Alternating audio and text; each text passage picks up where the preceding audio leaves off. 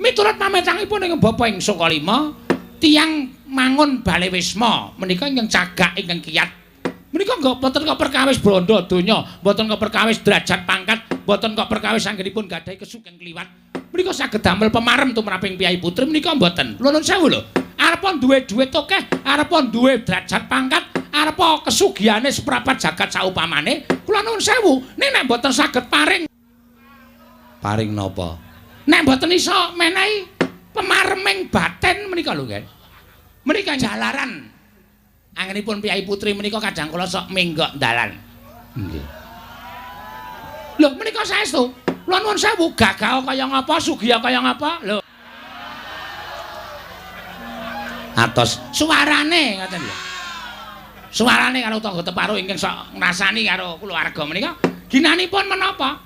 Ha iki ta apa? Ujaring para pinter ingkang sampun dipun rembag sesarengan. Nuwun sewu, nggih. Pecahing Bale Wisma menika wonten pinten-pinten perkawis. Setunggal. Menika karana kula nuwun sewu, salah setunggiling ingkang sami nglampahi Bale Wisma, duka ingkang putri, duka ingkang kakung badanipun. Upamanipun ngaten. Ingkang putri menika nuwun sewu, banget-banget gone lemu glombrot.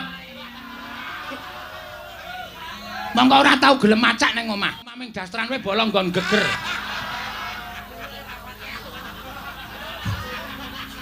Wong wis Kula nuwun sewu menika dados jalaran tiyang kakung menika tumuli tresna dhateng tiyang sanes. Kula nuwun sewu lho, Nger. Ning omah mung dimasake jangan terong mongko ning jaba ana gudheg, ana tloncom, ana sak piturute.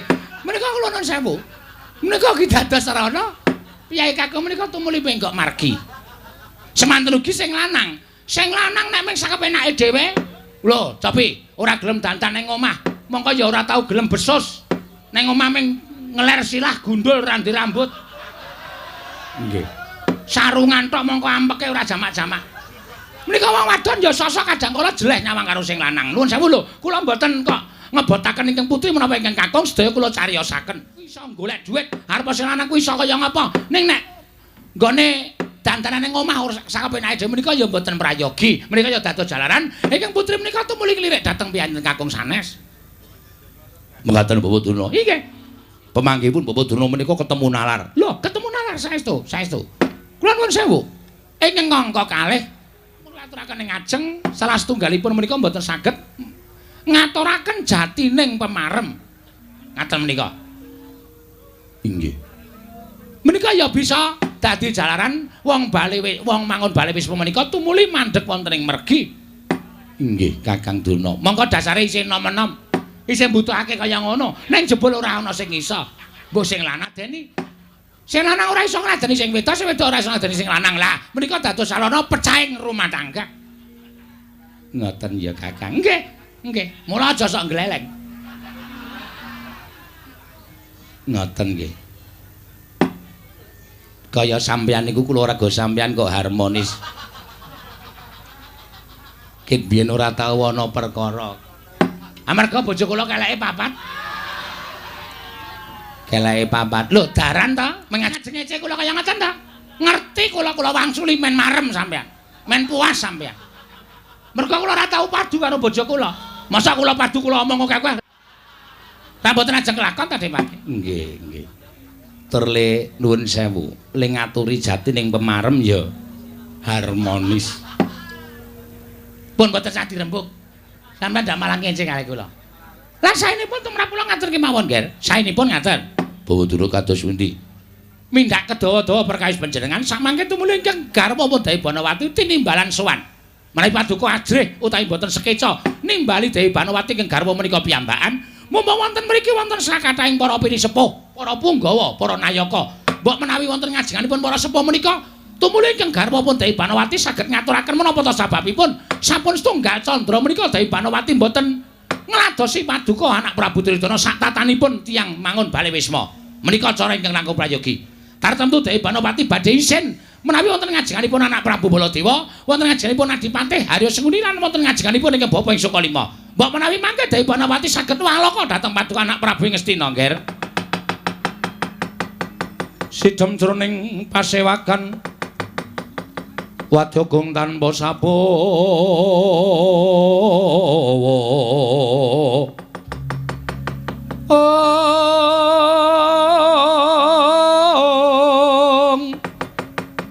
praban dening Sang Nalendra Tama mango nengi lerwu sing duka cipta ber putih mandana raras ing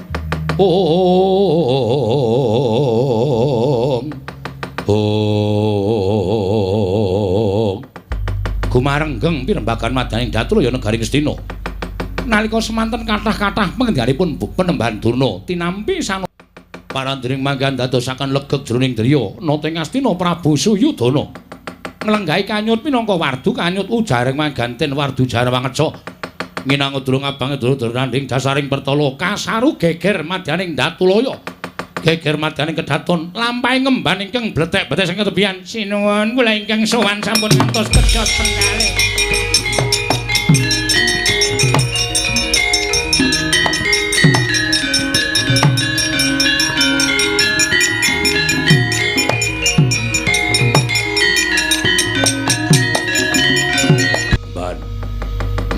mlayu gawe kaget eneng apa sewu kalepatanipun ingkang abdi tadah wadana sinuwun menapa ing badhe kula sandang kula namung dederek namung estunipun menika wigati anggen kula munjuk atung ngersa paduka Sang Nata eneng apa ingkang dumadi madyaning kedaton apa ingkang dumadi madyaning taman ora pangling kowe ingkang tansah ngladeni kalawan Yai Ratu Banowati ngasinggihan mekaten mugi antadosna ing kawuningan sejatosipun kula mboten wantun matur nanging anjagi dhateng kanalindran paduka sastarta asma paduka Gusti kula sanata paripaksa kula munjuk atur nuwun sewu sinuwun nalika semanten kula medal sak ngajenging kori patengganipun ingkang garwa Dewi Banowati boten kanthi kasengaja kula nglirik sak lebeting patenggan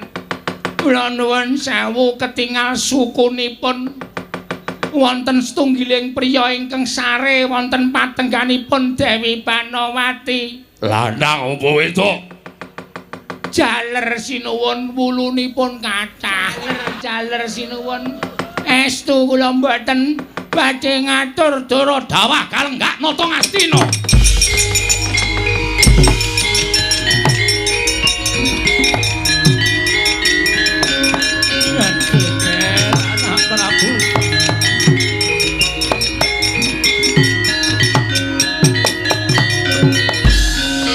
Anak Prabu kula aturi emot nggih sampun ngantos tumuli paduka dawah saking damper dipun mresani sangganing para kawula semanten kathahipun Yayi kula tremut Yayi kula tremut oh nggih dipun tabahaken penggalipun dipun kiyataken penggalipun mbok menawi menika abdi ingkang matur menika klentu anggenipun nyawang mangke menawi ngantos abdi menika klentu anggenipun nyawang dipun kethok jaganipun kemawon sampun damel kodheng penggalih paduka anak Prabu Ngastina nggih kados pundi Paman Paman kula nyuwun ngampil pusakanipun Paman Sengguni kula badhe suduk salira cetha nek sesasi niki sing kula rasake kepara nyata bojo kula Banowati wis ngeliya bojo kula wis ora tresna kalih kula nyatane nglebokke menungsa teng patenggan Taman Sari wis ora ana gunane kula urip ana ing alam padang Yayi lenggah pleng badhe niti priksa Yayi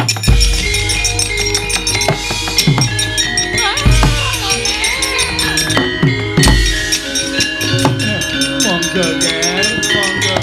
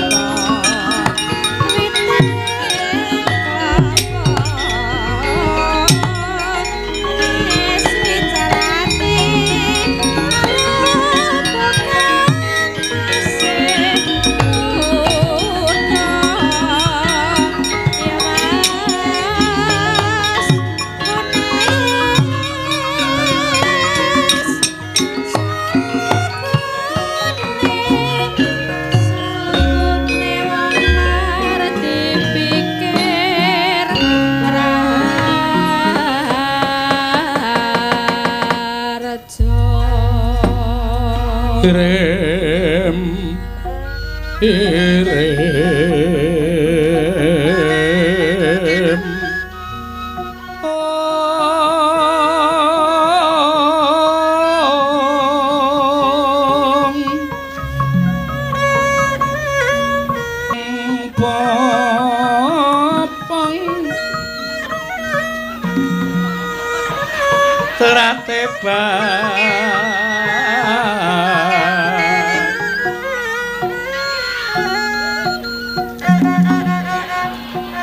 rayungan lomangkung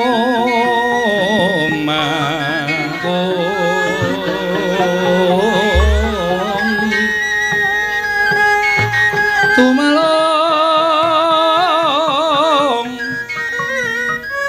romambat yan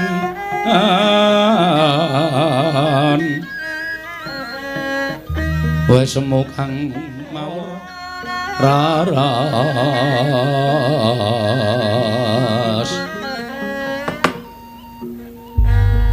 Batobat wong kon nyedak wae kok emoh lho Batobat gayamu kuwi lho mbok yo nyedak kene supaya jagongan iki kepenak kula niku namung abdi nang ngantos kula niku cedak kalih sampeyan nek ana wong presa tersebar gosip sing mboten apik lho Dewi Banowati kok cedhake karo Bagong ki wong kere Bagong ki wong gedhe bal 17 Batobat aku tak takon karo kowe Wangsulana nggih waton ora angel-angel saiki aku tak takon karo kowe upama kowe ra wis sesasi nang kene nggih mangan yo nang kene turu yo nang peturonku neng ora tau disusul. Lah pengenmu disusul apa piye mbok yo engko tak susul engko. Wah, grahan aku iki apa ya kenugrahan apa ya? Kok tanpa kanyono kok ndek lelakon sing kaya ngene jan nyenengake tenan. Tobat. Saiki aku tak takon karo kowe Wangsulana. Heeh, nggih. Kowe nang Taman Sari ngene iki seneng apa ora? Ha seneng. Seneng sebabe apa? Siji cedhak kalih sampean, iso ngladeni sampean minangka kula dados batur Panakawan. Angka loro, abdi Taman Ngastina niku ya apik-apik. Batobat saiki tak takon, kowe milih abdi apa milih juragane? Kabeh. Abdine ya apik-apik.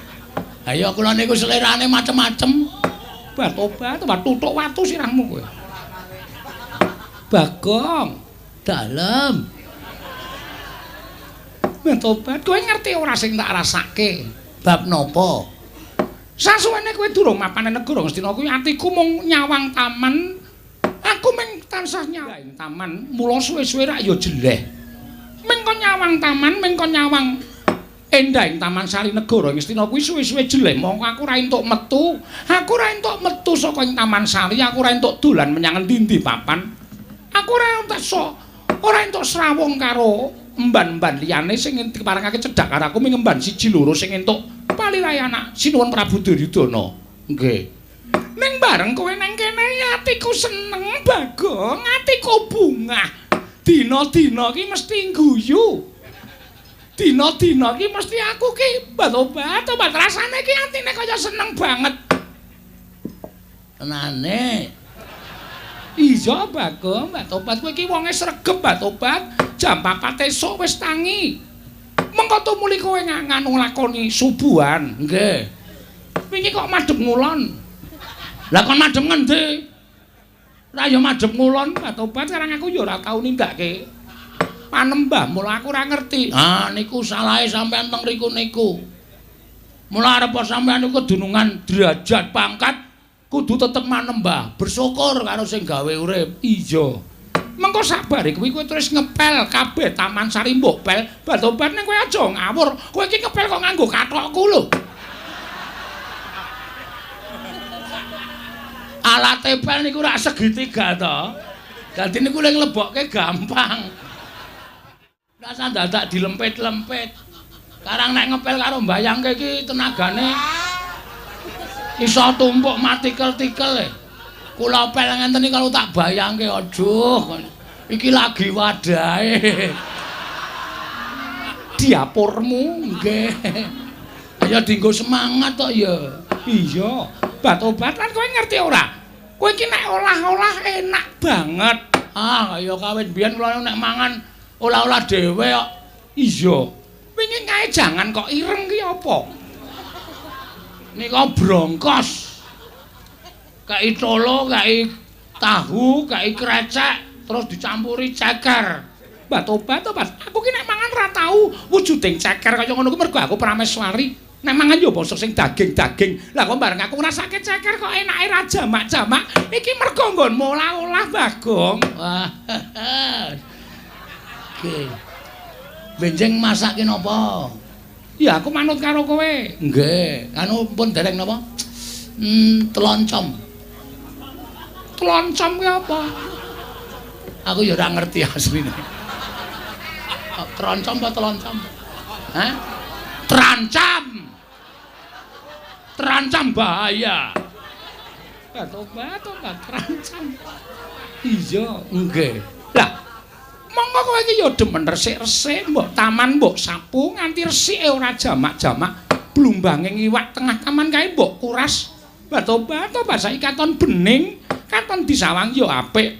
Bagong kowe tak kandhani ya. Nek aku bloko kowe kira-kira piye? Bloko bab napa? Aku bloko karo kowe, iku bungah kuwi jebul rasa bungah kuwi iso nukulake rasa seneng. Maklutsu kuwale maksud lu.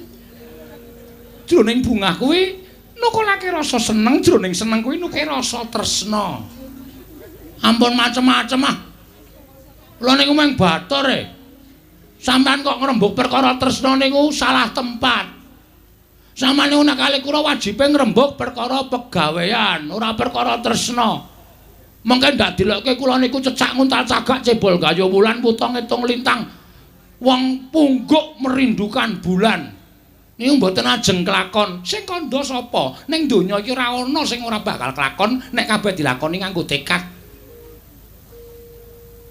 Monggo aku nyatane ya ketukulan rasa tresna karo kowe. Tresna kuwi ruping jiwa sing luhur. Tresna kuwi ruping jiwa sing suci.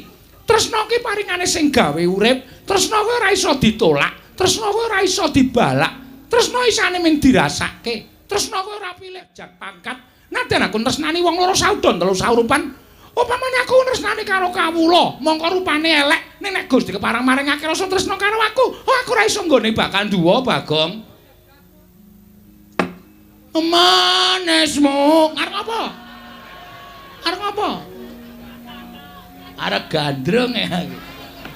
Lah nuwun sewu niku mengke gek mengapusi kula. Biasane sampeyan niku wong duwe, sampeyan niku wong sugih, sampeyan niku wong duwe derajat pangkat, niku mung mempermainkan kaya kula niku ya keloro-loro tiwas kene tresna tenan, mengko sampeyan tertawa di balik badanku. Sampeyan tegese mung guyu, nyekikik karo tak apusi kowe. Apa ora keloro-loro? Tobat. Saiki kowe njaluk bukti apa? Saiki njaluk bukti apa? Wis kowe ngomong njaluk bukti apa? Wah, ampun cedak-cedak.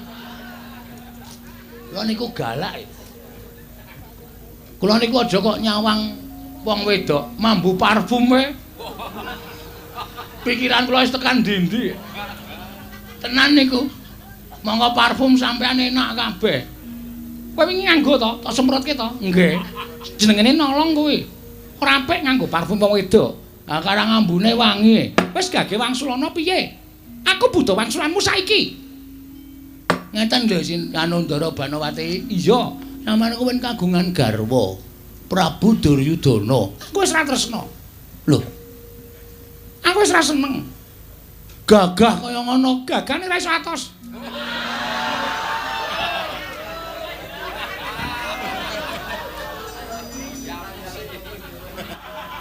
Dadi masalahe kuwi to. Mula kula mlebu patenggane sampeyan kalih Prabu Duryudana kok teng pundi-pundi teng Slebar. Ana kipas angin jempalik barang. Niku sampean nek kagol niku nendhangi napa-napa lho. Ora sembodo. Aku ora tresno. Wah, ha iki. Ha terus sampean serius ngendika kaya ngoten niku? Iya, tenan. Yakin? Tenan, Bagong. Wah, ha bojo kula, manut sakarepmu. Kula patenane sik. Aja dipateni, Batobat lagi dinggo lebah. Dagelan kuno. Ning yo piye carane ditembungke bojomu diwayuk? Mesti gelem wong bojomu elek to? Nggih. Bojomu ki mesti elek rumasane elek, diwayuk karo wong ayu mesti gelem. Ngono ora gelem tak tutukane. Aja. Anak kula manut. Tak titipke panti asuhan ya. Batobat ayo dititip panti asuhan. Diakoke nek bapakne modar mbokne modar. Wis ngono mawon beres malah ora ragat. Asik lho niku.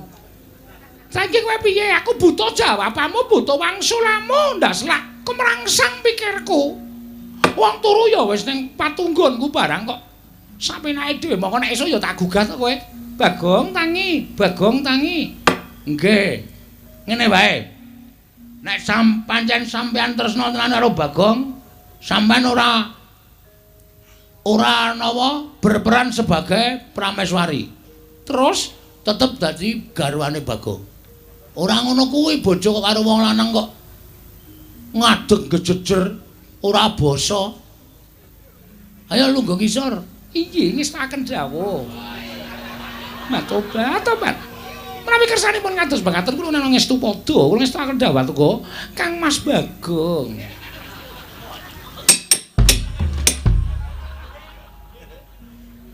Wah. Iki aku ngimpi apa ya iki? Ande bojo ayu ngene iki malah kisruh aku. Wis asli.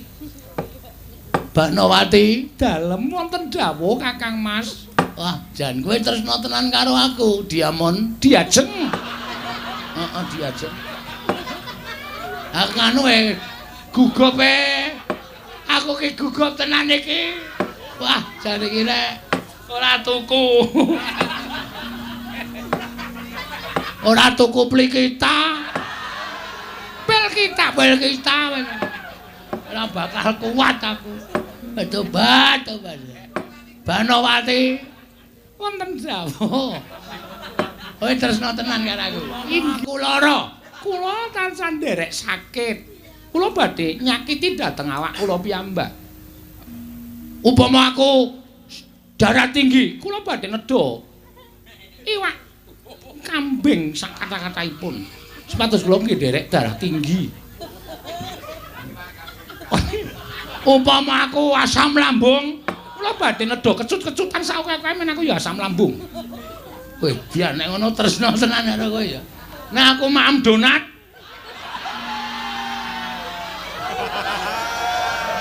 Kula iki badhe ndedha donat sak kata-kataipun. Ame kali loro mboten napa-napa, mboten napa-napa. Nek ngono kowe tresna tenan karo. Nek aku mati, ha saiki iki tekan nggon pati. Nek aku apa jenenge? Basane apa? Sirpong, sirna. Sirna marga mlayu. Marga layu. Kula iki badhe pantus margi ning pejah. Nek perlu kula ajeng lalu. Wah, tenan wi. Inggih. Ha saiki upama kowe dhaup karo aku. Inggih. Upama meteng upamane lho iki. Inggih. Sesuk nek anak-anak arep dijenengi sapa wis? Ayo. Menawi sae nggih nunggak semi kalian tiyang sepuhipun. Upami bapake Bagong ya nek upama metu lanang ya dijenengi Bagio. Mah Bagio ki wonge gedhe ning pekok.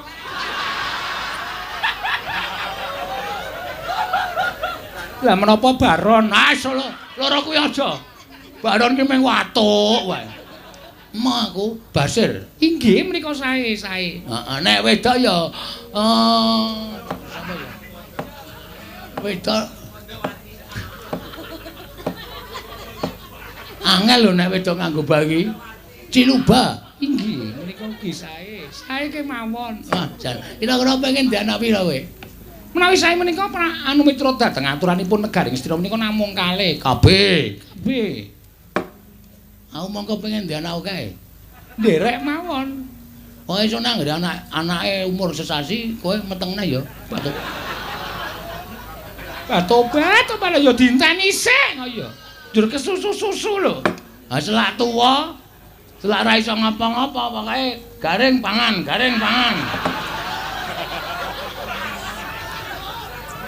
Tobat, sagora, sagah. Ngono.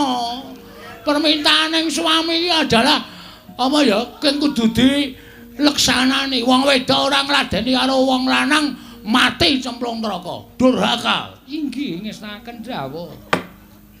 Rada nyedak rene. Lah rak ngaten kenapa nyedak ya mok kok panjenengan nika. Ha saiki aku gelem kok. Inggih. Kowe ya wis muni tresno karo aku kok. Inggih ngestaken dawuh. Aduh iki nang laler iki kowe. Kurang ajar kok an. Tobat. Sampun ngantos kula dipun encoki laler aja aku urung mencoke. Lalere wis mencok. Monggo aku nek mencok suwe. Inggih sakersa panjenengan. Heeh. Wajan. Delok tangane. Inggih monggo kok ping tangan lho sing dijaluk apa wae dijaluk tak weneke kok. Ya kuwi engko. Saiki tangan sik. Uduh haluse jan. Beda karo tangane bojoku. Inggih. Bojoku ki wong wedok tangane sak muntu-muntu. Mbah, paling turunan gendruwo wae. Wong biyen aku nemu nang ngisor papringan kok. Inggih, bareng entuk wong ayu kok bojone disia-sia. Ya ora ya tetep tak tresnani kabeh. Inggih. Ning ya aku jotok pengen nyambut gawe ya. Aku ki nek lara nyambut gawe awakku lara kabeh. Inggih. Ning napa ya wangun garwane Debanawati kok umbah-umbah ngangsu barang. Kuwi gaweanku. Ora kena tok penging. Inggih. Nek umbah-umbah ki ya umbah-umbah. Sandangane dhewe mboten sandangan kula mboten sanipun umbah-umbah menika sampun pakaryanipun emban. Aku ki paling seneng ngumbahi sandanganmu tobat mulane ngucek kok suwe banget. Suwe aku ngucek karo modar kowe. Wong sandangan kok didunekke modar, mbayangke.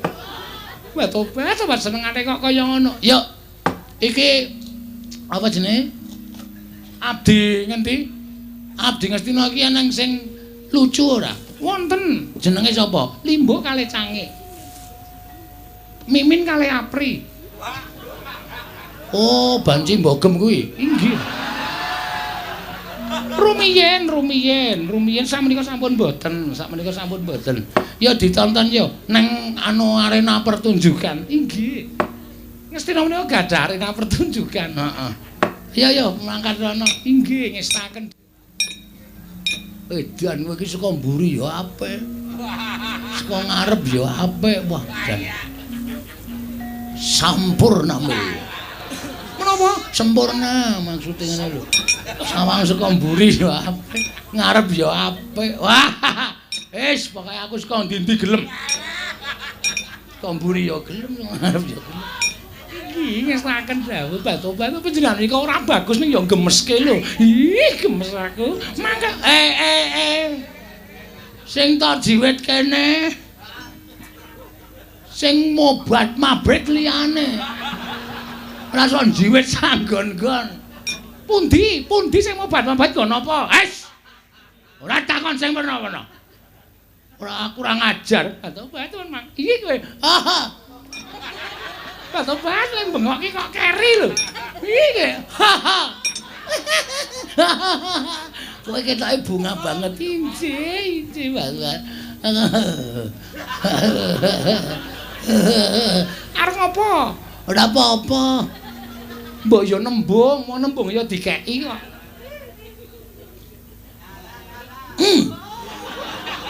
Ngopo? Ngopo pilek apa piye? Wah! Ora tanggap. Ngesun. Enak ya. Pareng mawon ora entuk mergo apa kok ya. Wong ya karo calon bojone kok. Benjang lepun lijab teng pundi? Kau wae sing murah. Ya, rasa ngedunke. Kau wae sing murah. Mangkat wong loro seksine Golek wong nang njaba. Kunci ngesnaken dawuh. Lho. Ngelipe, kurang ajar. Ih, kowe aja ngono, cucukane dhewe. Mboten napa-napa ning nembung. Aku wis nembung ora dikek-keki. Kowe nglali-lali. Monggo, panggenan pundi? Monggo panggenan pundi? Sik aku malah deg-degan. Kok dadi detak jantungku banter banget to, Nduk.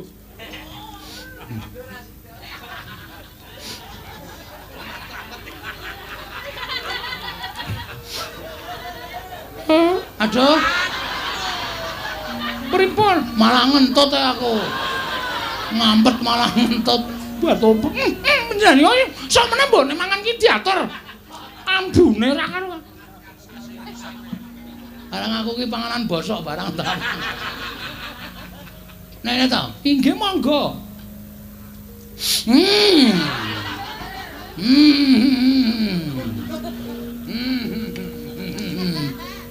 Kok malah lunga lho. Kok malah tindan ngepuk-puk ingon-ingon. Ndak kurang ajar. Sareh mawon.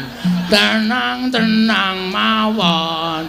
Mengko bakal tekan kono. Dendang.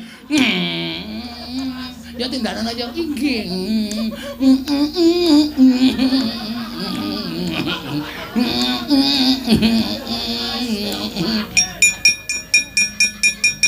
Ora ditebek wis ora apa-apa, ya diteni engko ndak selah ditenteni limbuk cange men pentas sithik, mengko bareng tonton limbuk cange kan awak dhewe iso melaksanakan. Inggih ngestaken. Oh ya, inggih ngestaken dawuh. Ya mangkane Banowati monggo.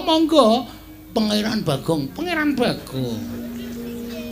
Bagong nek piyai putih nek nyeluk guru lakine nek piyai rak pangeran. Inggih monggo pangeran kula dherekaken gandeng astaku. Monggo kula gandeng cengel. Monggo, ayo mangkat bareng karo aku Banowati.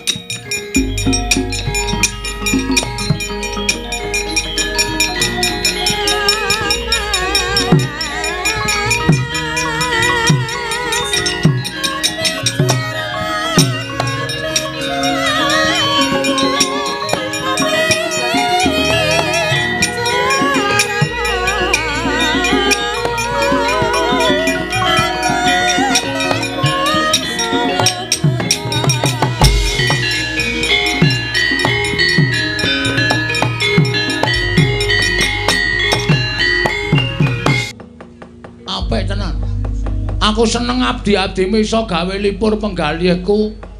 Le pentas bengi iki jan luar biasa. Nggih. Mekaten nyatanipun abdi-abdi negaring Stina ki Lurah. Heeh, wis apik iki.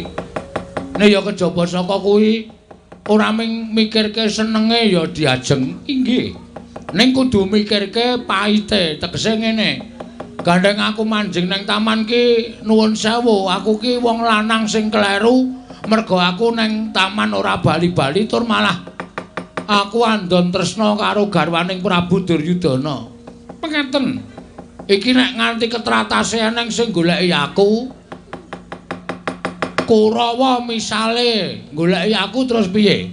Tobat. Menika gumantung panjenengan ngenipun tanggal jawab. Sarta menika minangka dados sarana mbuktekaken tresnanipun Ki Lurah Bagong kaliyan Banowati menika dumugi sepinten. Umami wonten Kurawa ingkang prapta wonten ing taman, panjenengan kedah tanggel jawab. Menawi tresna saestu kaliyan Banowati, aja kok ditatahi bondo. Nadyan nyawa mesti kudu ditatohke. Oke, dos pundi? Oke menika menapa? Oke iki apa ya? Pokoke tak saguhi lah ngono wae. Panjenengan wantun. Wani. Umami Kurawa badhe ngroyok panjenengan. Tak labuhi pati saka gedene tresnaku karo kowe. Angel golek wong wedok ayu kaya kowe iki. Ora saben dina iso entuk, saben sasi iso entuk, luwe-luwe iso saben taun iso entuk. Inggih. Menawi panjenenganipun Sri Prabu Duryudana rawuh mriki lajeng nanjiaken dos pundi? Aku mung gumantung kowe Lahir batin ora tresno karo aku. Nek garwamu Prabu Duryudana tekan kene terus dangu Bagong ana hubungan apa karo Banowati? Jawabmu piye? Kula badhe matur tresna kaliyan Lurah Bagong. Yakin? Iya, anu inggih. Saestu. Ha nek ngono ya tak labuhi tenan. Wis kebacut ngene iki ya ngibarate kaya dene wong njegur kari tekan tengah ming kari mlotroke kathok. Nuwun sewu, mundur ya teles, maju ya teles, inggih. Nek ngaten dipun dadaki kula lan panjenengan wis ngono wae. Nek aku lara, kula nderek sakit. Nek aku mati, kula nderek pecah. Wah, ya ayu tenan kowe Banowati wis. Tresna tenan kowe karo aku. Inggih. Iki nek nang Ngastina iki le mangan ya apa to? Terus endi? Nek Ngastina iki le mangan ya apa? Nuwun mapunten menika dereng tengah dinten. Mangke jam 1 menika siang menika dahar siang. Oh, aku wis ngintir-intir. Inggih dipun ampet kemawon Ki Lurah. Heeh, wis. Kula nuwun sewu. Dewi Banowati kenging Bapa Begawan Durna ingkang sowan wonten ing Taman Sari. Kula nuwun sewu. Kok korinipun dipun kancing? Kula nuwun. Kakang Durna. Pripun? Niki wonten sandal jepit tulisane BG.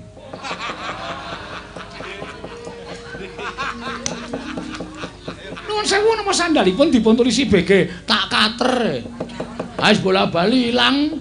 Tak kater tak tulisi game jangan mboten usah ditulisi ndak ngetarani nggak kebacut kok sajake ora pati iki ketoke kok kaya sandale wong kere ketoke ngoten niki ora kok niki dede selalu napa selalu kok selalu niki sandal jepit muran dibuang deh pate nggih ndak ngreget-ngregeti piye iki nek kanane kaya ngene iki dos pundi dadake wis bukake lawange. Dewi Banowati kula ingkang Bapa ing Saka Lima. Nuwun mapunten Mremban kula bikaken korinipun Mremban.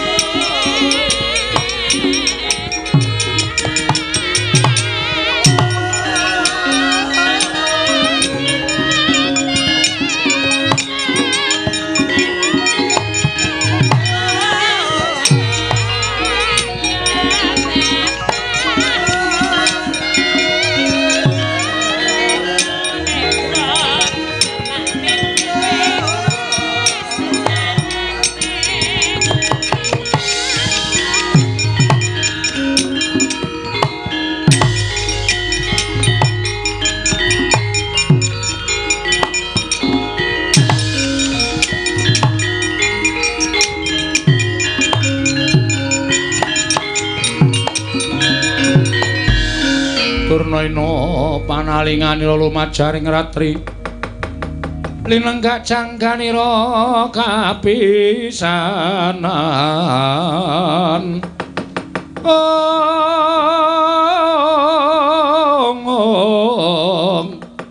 aneng perang Bratayuda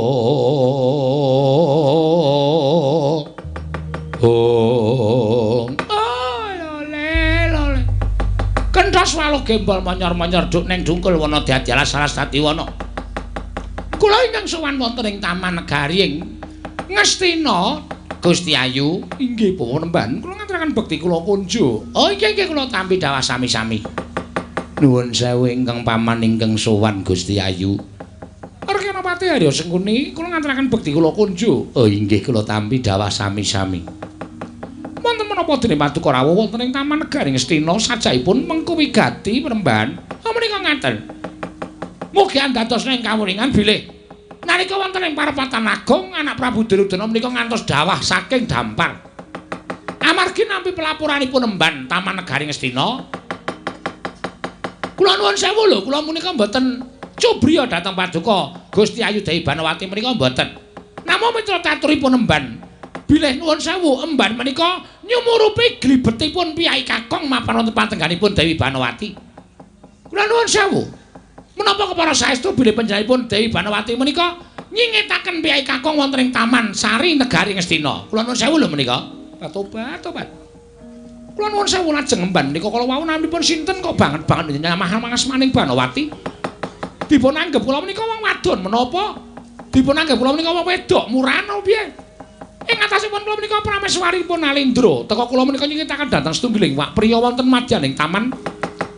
Menika mboten kok badhe ngucemaken asmanipun ingkang putra piyambak, nanging ugi badhe ngucemaken asmanipun Sinun Prabu Duryudana. Kula menika saged anjagi dhateng asmanipun Alendra Ngastina lho Penemban. Kula nuwun sewu. Panjenengan kok lenggah kok kaya rada mbungkuk-mbungkuk menika nuwun sewu. Ingkang wonten wingking menika sinten? Kok saking mriki sampun ketingal treningipun merah.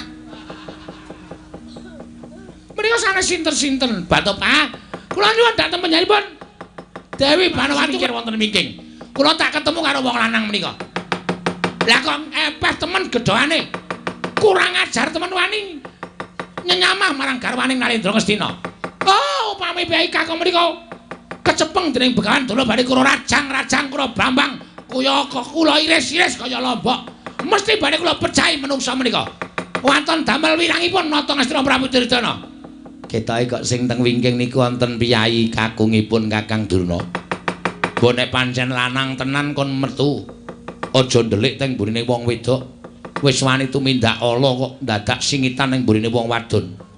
Yen ngono sing wadon menika mboten kok namung Gusti Ayu Dewi Banowati. Ning wong lanang sing mayu mlebu ning taman menika jebul sipate ya wong wadon, pepinjungan. Ora wani nanggung perkarane. Ora wani tanggung jawab nek pancen kendel kon metu kon tang. Loh.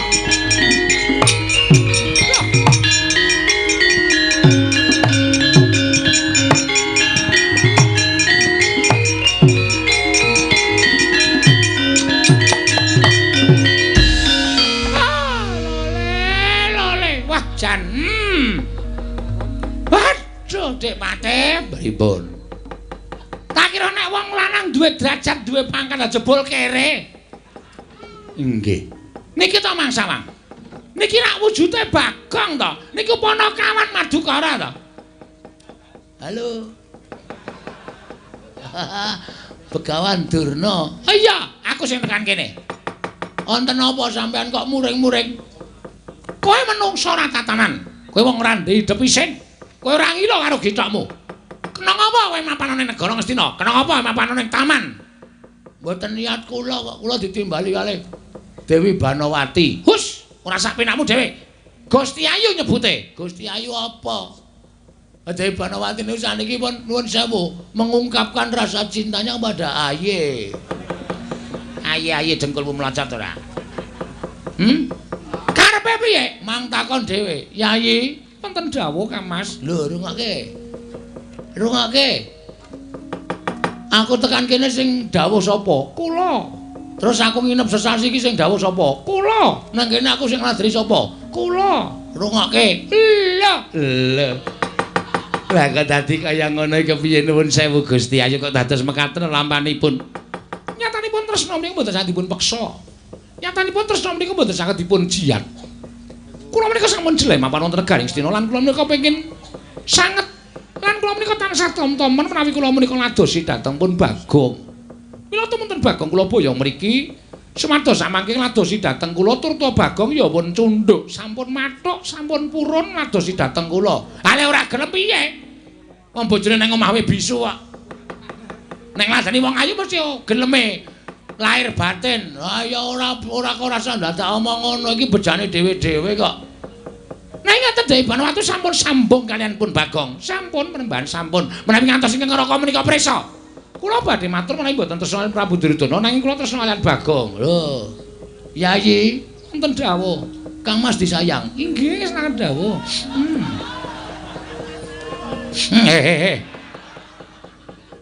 Kok kepengin nek kula suwe-suwe. Ah, dapure kaya wungkal ngene kok. Wis diambung wong ayu. Terus sampean negari ajeng napa? Bagong, kowe luput tumrawi negara Ngastina. Mula kowe wajib tak cekel. Bagong, kowe wajib tak cekel. Mang cekel nek iso. Katresnan iki ajeng kula labuhi tekaning pati. Angel golek wong kaya ngene. Padake ora. Wis kula tak mati tak wujuti. Waduh. Nek gak diru ngopo-ngopo ya aku mati. Mbah Tobatan mboten napa-napa mangke menawi panjenengan saged menang ngopo-ngopo wis. Nan. Inggih. Ngopo cungar-cungir pengen kowe? Ora butuh aku. Tumindak sing kaya ngono ora bakal tak lakoni. Kersamu piye Penembahan Duna? Wah, ora gelem bali marang paman Dunamu, bondo tamak krincong sikilmu. Palebake pakun jaran.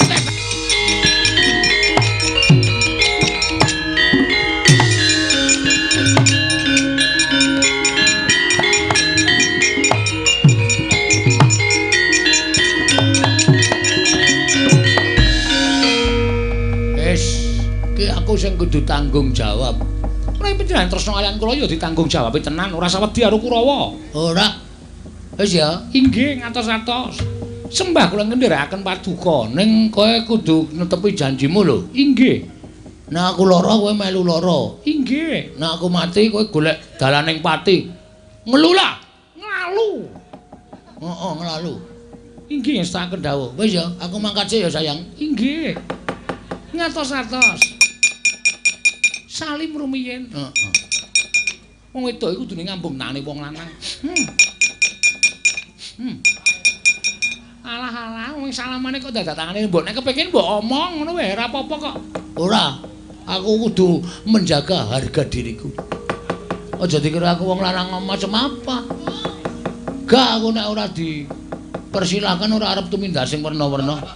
Wis aku njaluk pamit ya. Inggih. Ngatos-atos. Heeh.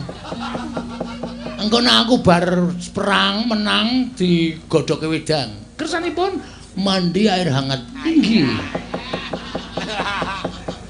Siapke sabun cair. Inggih. Luk. Inggih ngestaken. Aku dikosoki gegere ya kok. Inggih, nggih. Sampun mari kok geger sedaya kula kosoki. Aduh. Ha iki le perang marai ra konsentrasi iki. Mikir dikosoki. Aku wae sing ngosoki, aku isin awakku lethek e.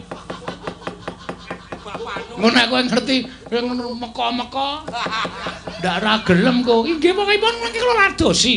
Dahar tak ladeni, ngunjuk tak ladeni, siram tak sirami. Bobok tak pok-pok. Aduh. Petro karo gareng nek ngerti sapa candase iki.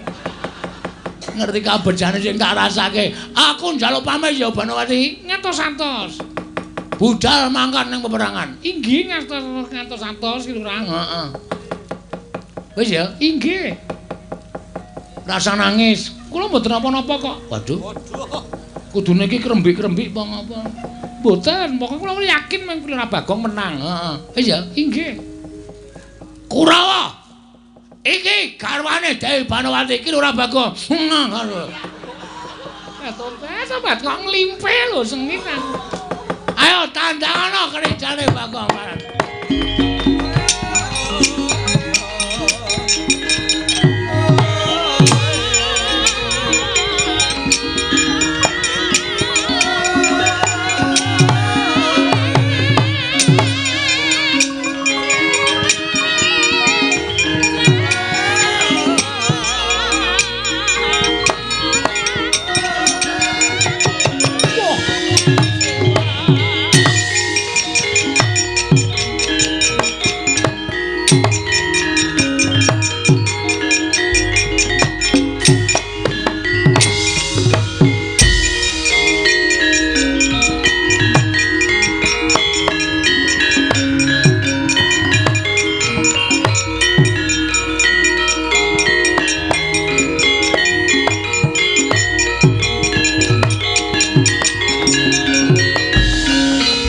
Apa keperanggul mungke ngayuda kepapak bawatnya bentar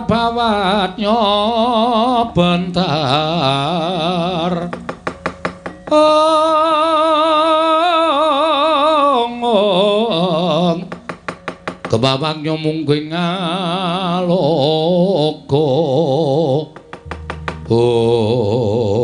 wiladalah setan ratatanan jebul bener ngendikaning Bapa Penembahan Durna lan Paman Patih Sengkuni sing manjing dadi Duratmaka ning taman mung wong gedhe bal 17 wong elek nyolok mripat mung kere Bagong kowe. Heeh.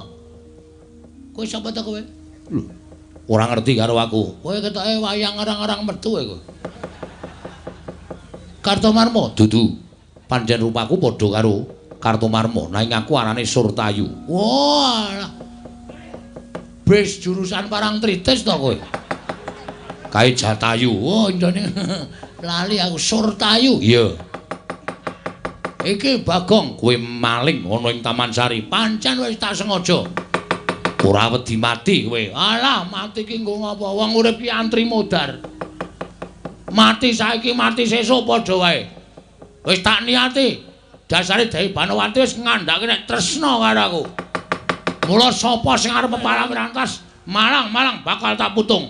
Aja kok ming aku dadi apa ya ki makar omong apa ya. Aja kok ming kowe sing maju. Ning Prabu Duryudana garwa resmine Dewi Banowati nek pancen arep nyekel karo aku, Dewi Banowati tak totohi pecahi dada wutaing marus. Lho. Wis tok niati tenan. Ora niat ora bakal kedadean wayangan. Iya. Candak bonto tanganmu krincung sikilmu, tak hukum picis, tak iris-iris awakmu. Maju legane kantiku Kartomarma, Surtayu. Walah. Surtayu. Panggal tayoni kene marganing patimu. Cobanan legane kantiku parat kowe.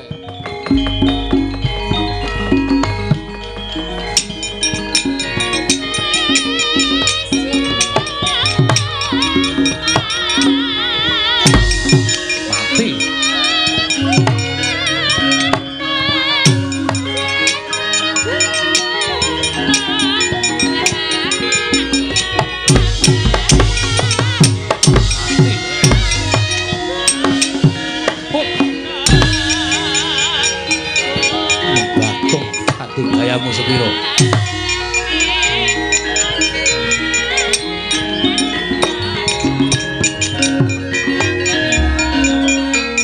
Modar tenan aku. Aku ya ora tau perange kok ya gleleng to ya. Musuh Kurawa diajar kene lagar tata-tata wis kemlawe tangane Surtayu pletak nang sirah. Lagi tiba jambak rambutku di ajar sak penake dhewe. Apa dianggep aku mung tekan semene kadek dayaku? Kowe ngerti kekuatane Bagong? Ya, oke. Aku nek ora malik wong sing kira-kira pinter gelut, ora iso menang iki. Ya, kowe ngejak mungsuh sapa? Sing belani aku pirang-pirang Surtayu.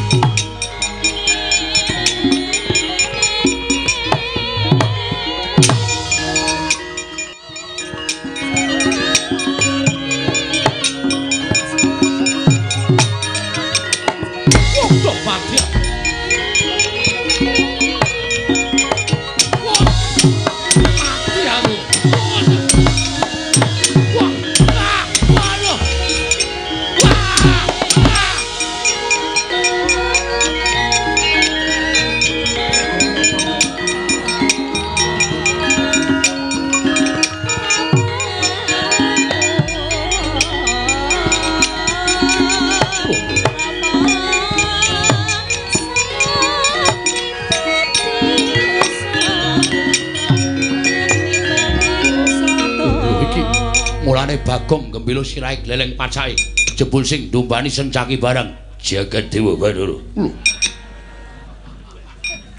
Ayo Satya Garba Guwa Garba. Raden Setyaki ya singa raja singa.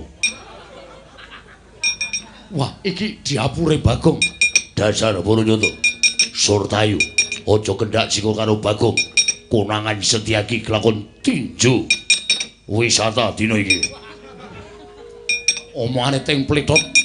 Iki Bagong iki dudu Setyaki. Dasar Baranyata pecah ndasmu jajalan. Mati kowe. Sapiamu. Wah.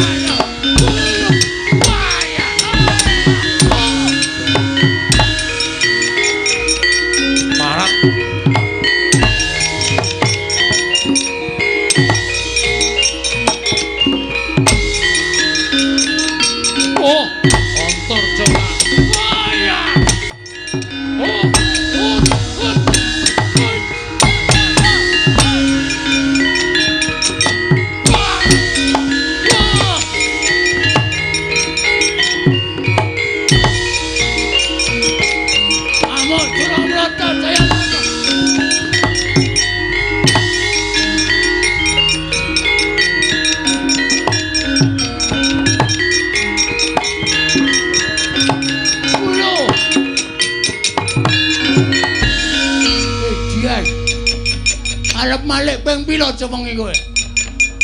Saka Cencaki dadi Gatotkaca, Gatotkaca dadi Antaja, Antaja dadi Antasena. Rasa gokean cangem. Iki satriya ing waduh lali aku. Ndara Antasena iki satriya ngendi ya? Satriya ing Pajajaran. Ngawul cangkeme. Raden Antasena Durmagati. Ora mundur nekuk penjalin golek dalan nyangkal putung. Konangan aku dadi apa modar sita iki mati ya.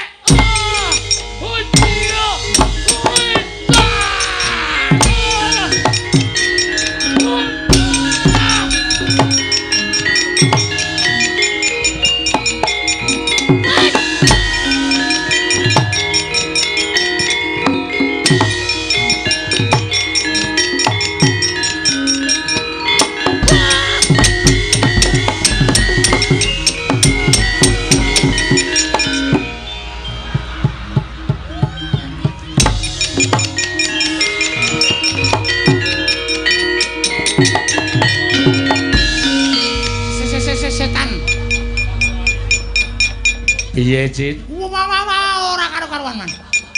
Sampeyan ora weruh. Bagong ngampuhe raja Mas-mas. Seseka Sentyaki dadi Gatotkaca. Seseka Gatotkaca dadi Antarja. Seseka Antarja dadi Antasena.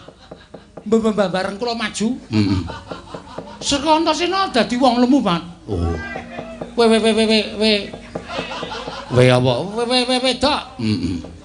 Kula maju tek langsung digwasur rai kula bres. But ngono candrak. Tangan kula cek banting but kuku kula buyer terus ndake mlontrake kotang. Oh.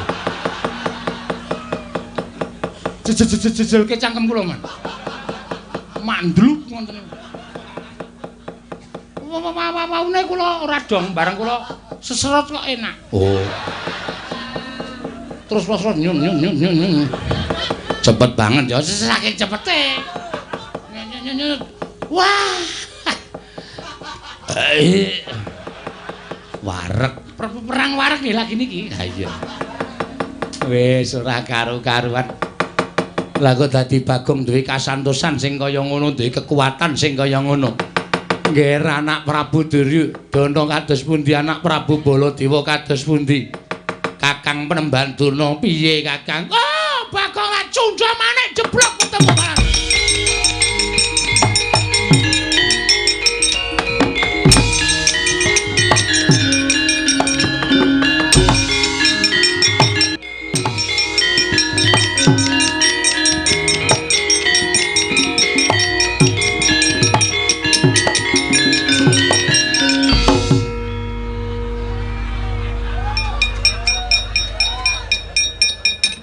Kaya tau weruh pemandangan iki to.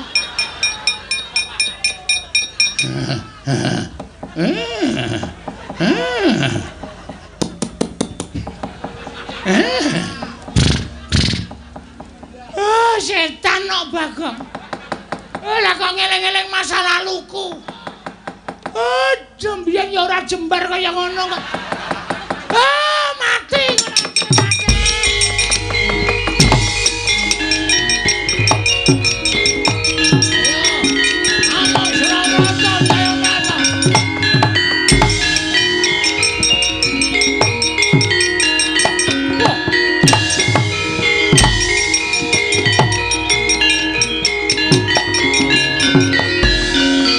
Baladewa Narpati duwe nares swara Kresna kalangkung tresnanira marang Jabanon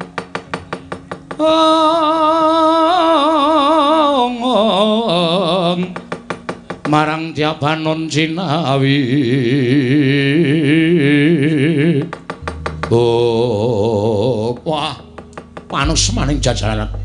Kaya ngopo kageting penggaliku bareng aku krungu surak mawurahan manengker gumuruh. Para kawula padha nyebutake yen to Bagong manjing ning Taman Sari Negara Ngastina. Wah, Bagong sajake kok nyenyamah marang asmaning para Pandhawa. Kowe bature Pandhawa ning ora iso ngreksa marang raharjaning asmaning para Pandhawa. Bagong. Kowe kena tak kandhani apa ora? Kowe kena tak kandhani apa ora? Yen kena tak kandhani baliyo marang bebener. Yen ora kena tak kandhani tak longgo Kyai Nenggala ora jeblok wetek moncon tutang padha.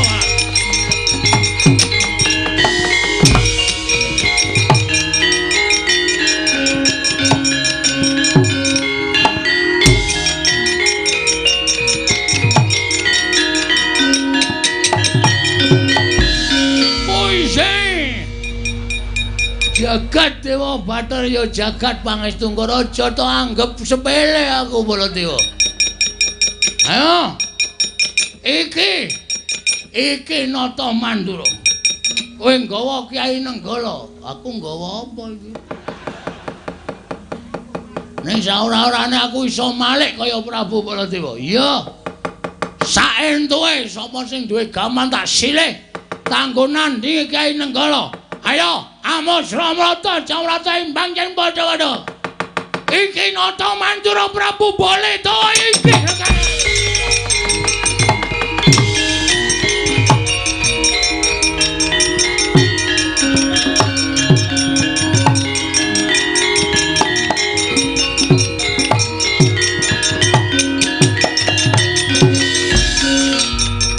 Lho iki menungso ora tataran iki apa iki?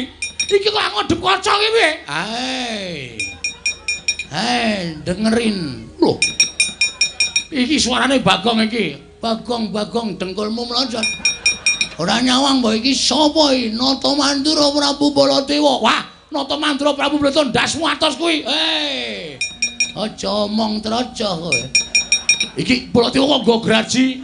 Saentuke ana wong negor wit tak jaluk grajine. Nggo nandhingi karo kowe. Iki Kyai Nenggala. Ayo iki Kyai Senso. Oh, kowe apa aku sing tekane mati tra, mati tra.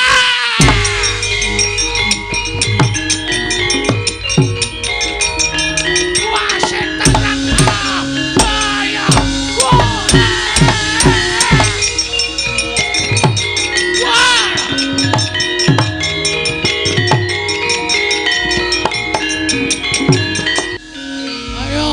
Suramrata Jayamrata. Baladewa kok kalah karo Senso. Wah setan kewirangan tenan aku. Ing atase Kyai Nenggala ki pamane satru sekti. Nenggala ki tamake Gunung Jugruk Segara Asat kemeng kalah karo Graji Japure Bagong. Oi. Ayo kon dadekke usuk apa reng kowe. Menungso ora tatanan. Kowe wis gawe sining para Pandhawa tak kandhak kowe Bagong balas.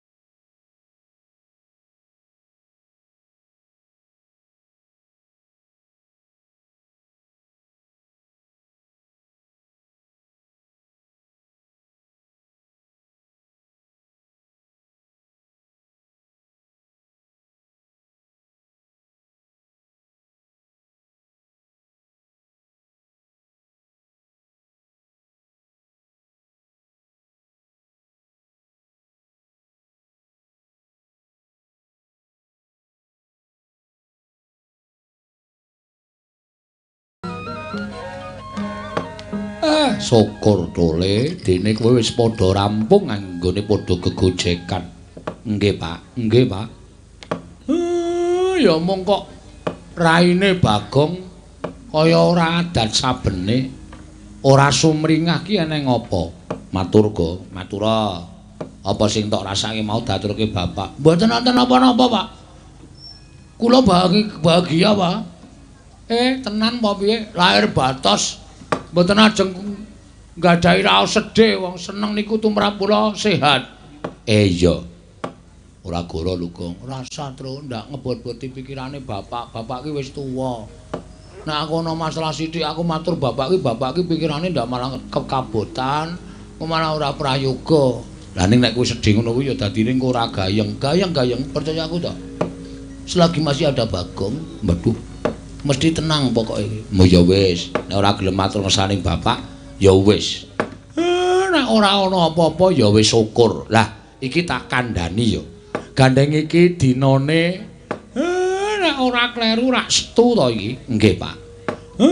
Kewajibane awake dhewe kudu caos bulu bekti marang pepundhene awake dhewe para Pandhawa.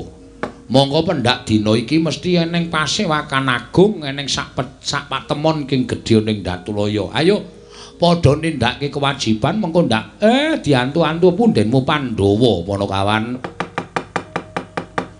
Semareka den prayetna samurires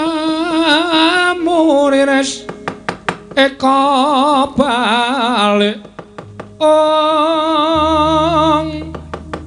titiyani gandayani trisanya purnama sasi kilar-kilaran ing tengah latar milang lintang Bima Sekti dereng ngantos paripurna sami mbal wacana praptaning rawing Sang Arjuna dumrajog tanpa harapan karya kagiat sangya para Panakawan wau. Semareka den prayetna semurires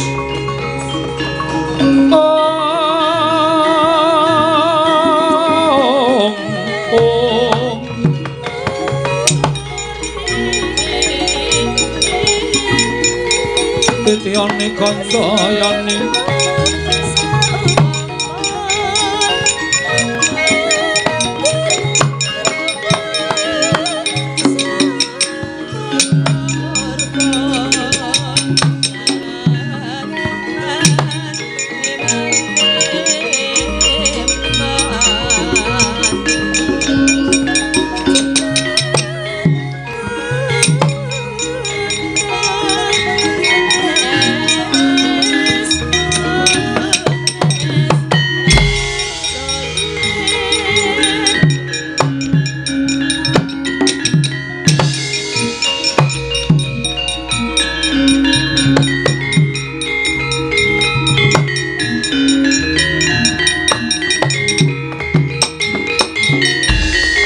Mara Sang Arjuna esmanya kang kamanungsan kasrepan tingkahing mungsuniran padha kadang haywataya ndara kula bekti kula nggih Den Semar ndak tampa bekti kula ndara Nalagaring ndak tampa bekti kula nggih Gus iya Petruk ndak tampa bekti kula ndara enten apa kok tindake semu kesesa gawe kaget atine Semar Gus Kakang Semar praptaku ana ing kene ora perlu kelawan Kakang Nayantaka ora duwe perlu kelawan Garing apa dene Petruk nanging wigatin aku mung pengin perlu karo Bagong anak kula Bagong pripun ora usah dadak takon sing werna-werna Bagong kon maju kene Panakawan ora ngabekti karo Bendara gawe wiranging Bendara Bagong kon maju kene kowe aja rumangsa kelangan Bagong aku ora sudi duwe abdi jenenge Bagong memirang marang asmaning para Pandhawa lan aku wis ora sudi ditutke dening abdi kang jenenge Bagong malah gelem ora gelem lan ikhlas ora ikhlas Bagong anakmu bakal tak perjaya Kakang Semar mlayu le mlayu Gang wah wis ana ngopo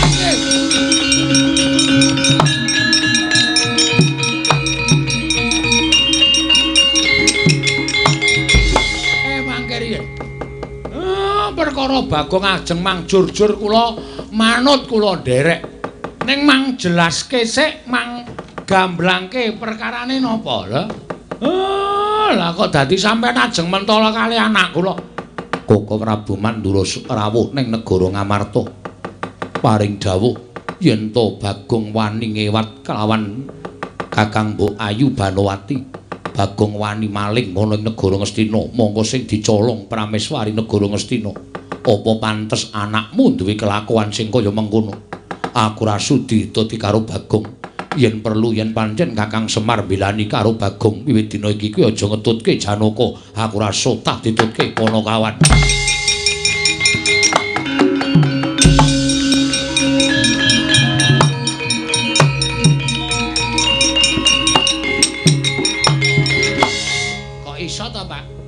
Mongko Bagong ki pirang-pirang dina iki ora lunga saka omah lho. Ya, Tru? Heeh. Bagong ki pirang-pirang dina iki pei karo aku. Diapure. Iki senengane kaya ngono kuwi. Lah iki sing nang kene iki ndaramu ki adat saben sok nampa wadule wong liya mongko tanpa dipetung. Piye Petro?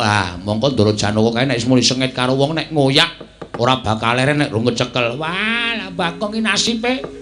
Mula mau Bagong sambat awake dhewe ya truk atine deg-degsar mangan gudeg ning pasar. Lah iya apa iki numusi impene Bagong le ketiban cecak karo le untune potol siji kuwi. Mbok menawa iki Pak dinteni wae lelakon iki. Lah terus ayo neng negara Kamarta karo ngenteni babaring crita iki Nala Gareng.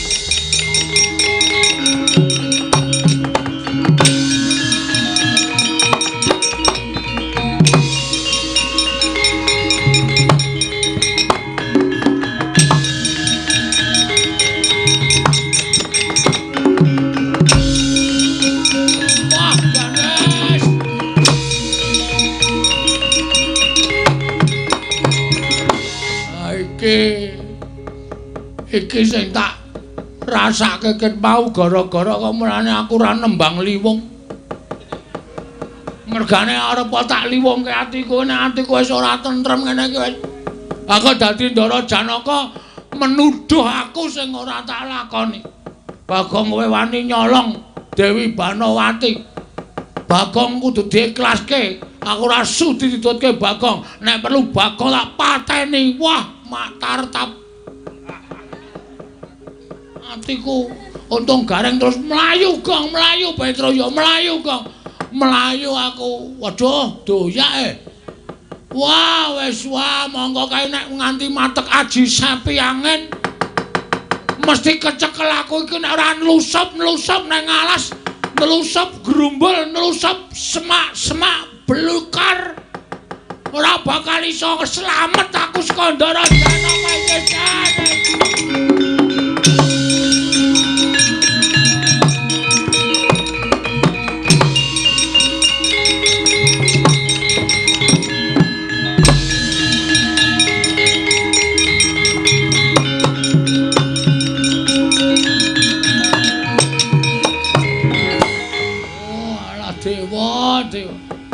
Lelakon kok kaya ngene to iki.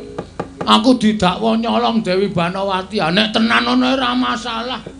Sisan gawe. Ora. Walah wis monggo waduh kok gelis banget tole mlayu Ndara Janaka monggo nek mlaku mengipit-ipit. Bareng mlayu kok bantre ra jamak-jamak. Iki aku ndelik nang ndi wae mesti konangan. Aku mlayu nang ndi wae mesti iso kecekel. Wis bangane mati saka tangane Ndara Janaka. Luwung aku golek dalaning pati. Napa ketemu kowe ya? Dalaning pati iki ya angel digoleki. Nek dalan gawe. Petengo kaya ngapa ketemu yakin. Anggere didepke kipas angin kok. Muni mak yakin mesti soalnya asem tenan wis lah piye iki wis gantung apa ya nek gantung ya engko nek sing tak taleni kuwi iki kuat nek ora kuat mah tugel ming pingget tok ora sida mati Ndara Janaka teka Bagong pecah ndasmu tos modal kok rekoso to bengi iki uripku jan apa gara-gara nyanyi nganu apa jenenge iki sing nyanyi sinden cendik mau apa ya wirasate ora apik jan wis krekoso wis aku tak golek dang sapa sing ketemu karo Bagong kahanan apa wae kuwi sing tak anggap dalaning patiku.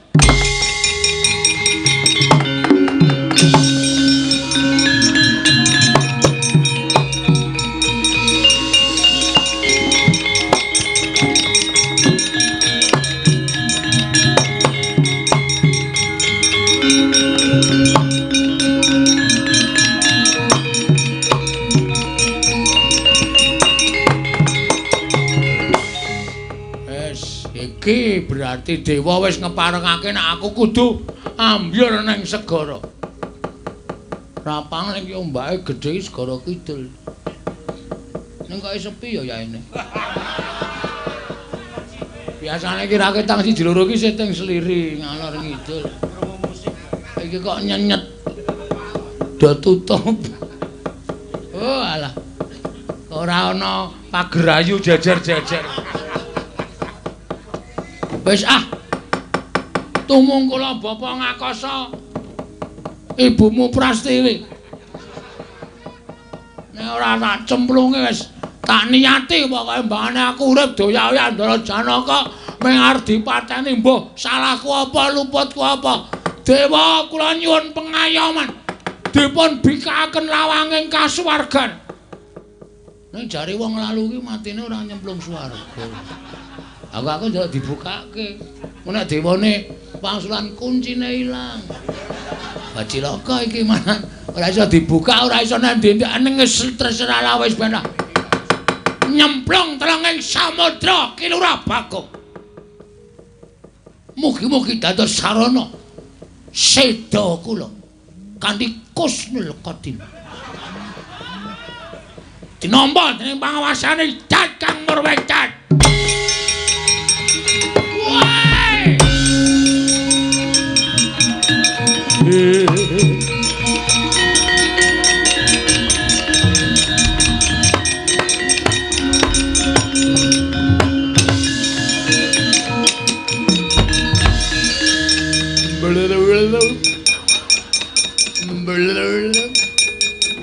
Nang segara ki arep ae enggak iso renang nek kekapyuk ombak dadi klelep.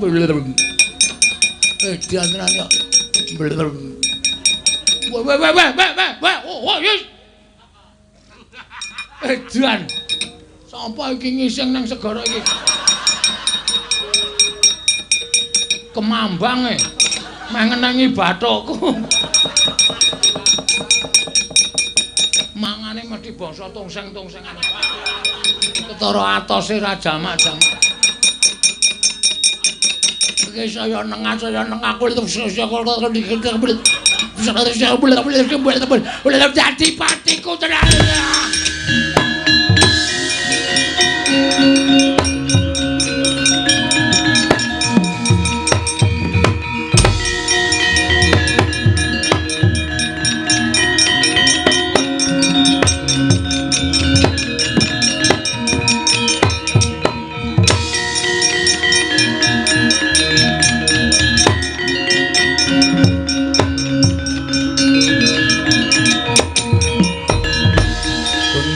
Kanjeng langit kelap-lapaton lir kincanging risang mawe gandrung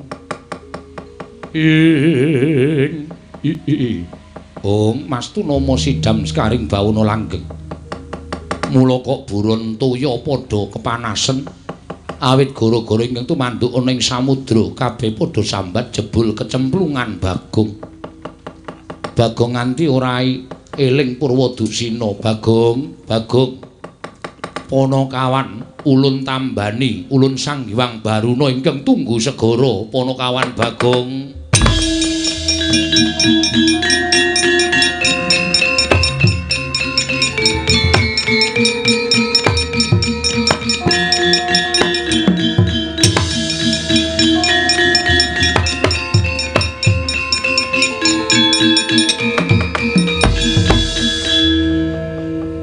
Bagong. Sapa iki kok ana sidat? Sidat ulun kuwi mboya sidat. Sidat mleklat sekadat jluntut sentir. Sampeyan sapa sing tunggu segara kok? Wong wilahing. Lho malah janturan. Ulun dewa. Ngapuse? Dewa kok ula? Iya, dewa kuwi ora mawas menungsa, ora mawas kewan, ora mawas jim. Ingkang wis katarima uripe bisa didadekake dewa. Serius? Iya. Sapa kowe? Kita takon lawan ulun. Ulun apa ulin? Ulun. Ulun Sang Hyang Baruna. Jenenge Ulun apa Baruna? Ulun kuwi aku. Lah iya, aku wis ngerti. Aku ki ya berarti ya termasuk ulun, dudu. Kowe kuwi kita. Aku kita, kowe ulun. Iya. Piye maksude ulun? Lho. Maksudmu ngene, Bagong, kita ulun Jarwani. Heeh, piye, Lun? Ulun ki Sang Hyang Baruna. Wis ngerti kok tak pelurut pedhetmu kowe. Kita ora kena ngoko, kita kudu basa. Ah menungsa karo ula kok mbasani ula. Tenan bungahe ulun dewa. Dewa, dewaning samudra kuwi ulun. Wo, tegese sampeanku sing tunggu samudra. Iya. Ulun Bathara Baruna. Iya. Kok kula iso ning jero banyu kaya bernapas teng daratan saka daya ulun. Wo, mekaten. Iya. Bagong, nun. Ngopo kita kok golek dalaning pati? Sampeyan jare dewa kok dadak takon. Dewa niku ngerti sadurunging winarah, ngerti lelakoning menungsa. Kok dadak Bagong, kita kenapa kok golek dalaning pati? Kok guyang golek dalan sing kepenak wae Bagong. Kena ngopo? Mergo ora ndek biaya. Kita kuwi sembrono. Ulun ngerti apa sebabe kita golek dalaning pati. Sebab apa? Sebab kita dioyak-oyak kelawan bendoro kita. Sapa? Janaka. Apa sebabe kok aku dioyak-oyak? Mergo kita diarani Nyolong Wara utawa Dewi Banowati. Terus asline pripun, Bu Ulun? Asline kula tak takon, monggo kula ora nglakoni lho, Bu Ulun. Asli kula ora tumindak sing ora sak mestine. Arepa rupa kula elek niku aja nganti pakarti kula elek. Rupa elek kena, ning saisa-isane pakarti kula sing apik, sing becik. Iya, kita bener.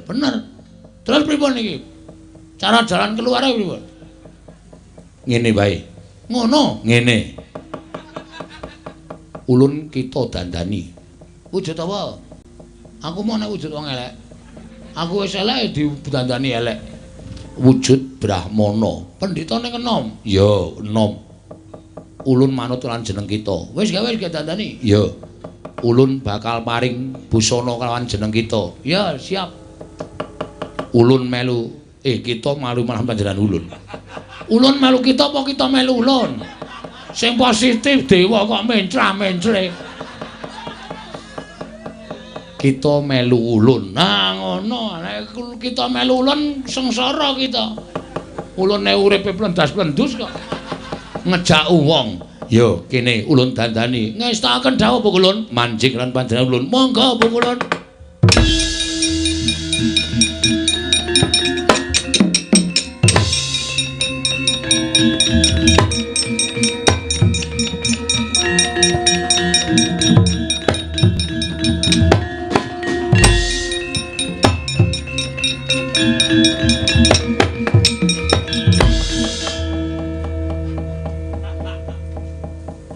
Iki aku dadi kita dadi ulun apa? Iki ulun dadi apa kita? Lho. Kita dadi Brahmana. Wah, jan. Ning kok katokan cekak ta iki? Iya. Iki bagus wae elek. Ya mbangane rupa kita sekawit. Lumayan iki. Nganggo topi koboi barang. Iya. Kita nulun paringi tetenger begawan godho githik. Wah, telek. Didandani jenenge elek, mesti rupane ya elek. Mboya, kita kuwi arep rupane elek ning ampuh digdaya. Wes arep ampuh digdaya rupane elek percuma. Ora apa-apa, Bagong. Terus begawan godho githik ulun paringi pusaka. Pusakane apa jenenge? Iki wujud watu. Watu apa? Iso dimbanke ora? Iki. Wah, pucukane ampuh e. Iso nggo nyangking apa-apa.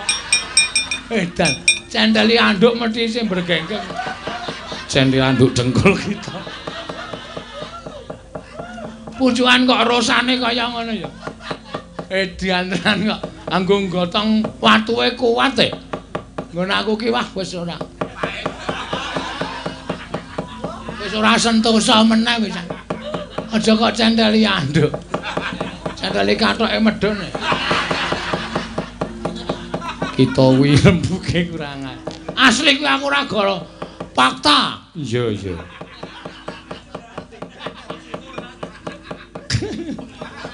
Men kala-kala.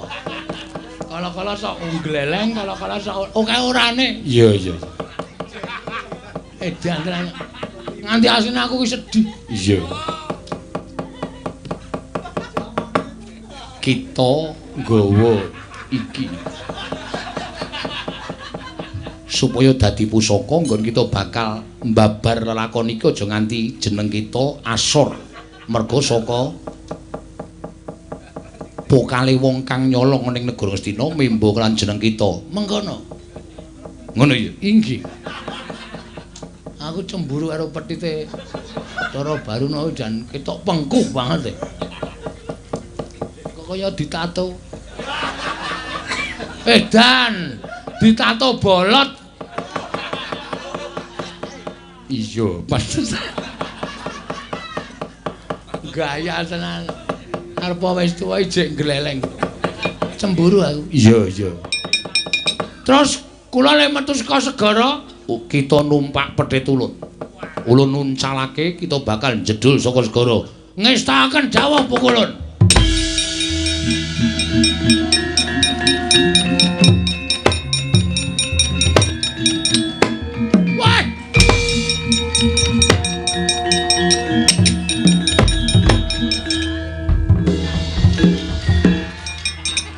Ngopo kita kok bali? Watune kari goblok.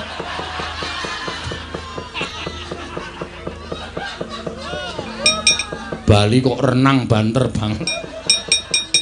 Watune kari. Iya iya. Lah kita ora nggawa kok. Wis yo. Ceninengan. Urung ditumpaki kok disanggoke munggah. Gawe yo ulun nuncalake. Wes.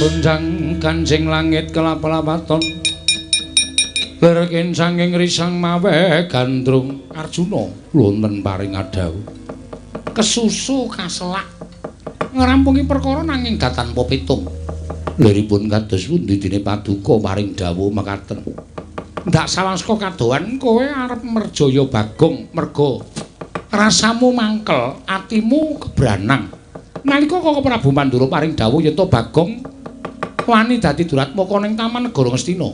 Bagong sampun boten pantes dados batur negari Ngamarta. Sampun boten pantes dados Panakawan negari Mangarta. Kula sampun boten badhe sagah dipuntutaken Panakawan. Kosik to. Aku tak takon karo kowe nek nganti Bagong ora tumindak terus kowe wis kebacut mateni Bagong Stranata oyak-oyak Bagong nyemplung segara. Saiki kowe kelangan ora upama Bagong ora nyata-nyata nyolong Yai Ratu Banowati. Kakang Prabu menapa Kakang Prabu Mandura badhe pang ngandikanipun badhe goroh dhateng kula. Nek mestine ora, ning rak bab kabeh mau perlu dibuktekake. Kados pindahanipun buktekaken. Ayo tak kanthi nang negara Ngastina. Monggo kula dherekaken.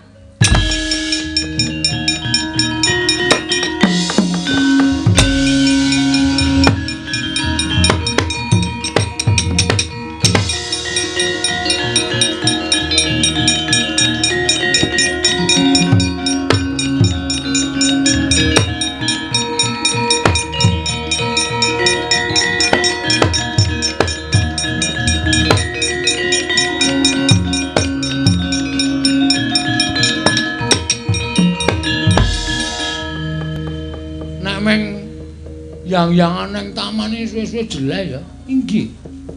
Ya pipitan ya. Lho. Pit-pitan dateng pundi wong jenenge Prameswari kok men dijak pit-pitan. Wes pokoke sederhana tapi mesra. Enggak perlu yang mewah. Inggih.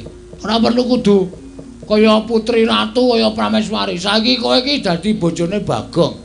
Bagong ki wong sederhana, Bagong ki wong kere. Neng Giri Kaliyo. Wonten menapa? Yang-yangan. Tobat. Karo ndelok wong. Yo. Mboten mawon kula menawi mikir lepan mboten mawon. Namung sak mangke menika kantun ngentosi nek pancen Prabu Duryudana menika mangke megat kula panjenengan sampun nggadahi sawetahipun kalian kula. Kula dipun dados pangwaosipun ki Lurah Bagong sawetahipun. Nek Prabu Duryudana engko rawuh mrene megat kowe terus aku diladeni yo. Inggih, mesti langsung. Ha iki kolorku wis kendho dhewe. Inggih. Nek ngaten kantun tata-tata kemawon. Heeh, wis kok tak adepane Prabu Duryudana nek tekan kene.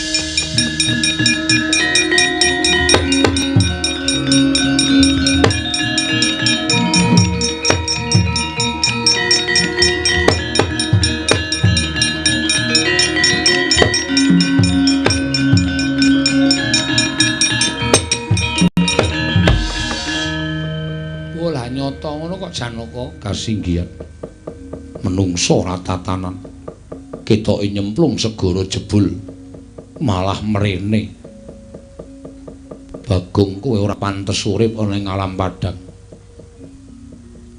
Sinuwun Ndarawati. Iya Bagong. Nggih Ndara Janaka ora caturan ya wis. Tobat. Piye kowe karo Janaka piye? Kelain hati, ha. Bagus kono. Ada bandhe karo aku ya ora ana apa-apane. Monggo nek kowe arep pindah ning atine Janaka ora masalah. Sengitra Duryudana ning Trisih Tresna karo Janaka ya percuma aku le ngeboti karo kowe. Mboten tetep awratun jenengan. Bagus kono lho. Mboten bagus nek gerus. Lu wong elek ning gawe tentrem. Bagus. Kakang Bu rasa disauri. Kakang Bu, aku ora seneng karo kowe. Kakang Bu kok ngendika kaya ngoten? Jelas. Jalanipun menapa? Jalane aku wis ora tresna. Aku milih Bagong mangane kowe. Kowe bagus ning empuk. Mah. Ora gelem. Inggih sagah. Kowe bagus ning empuk. Edian. Lah iki kena dayane apa kok dadi Bagong kaya ngono kuwi lho. Elok tenan kok. Weh lah dalah, Yai Ratu Banowati kok dadi manut. Lah coba. Kowe gelem bali ora Bagong? Mboten. Wani karo Nata Ndarawati. Wonten, kula niati teng mriki. Yen kowe tak tamani senjata cakra mestine kowe tekaning mati. Mangtamake nek nganti kena mati mula meguru karo sampean Sinuwun.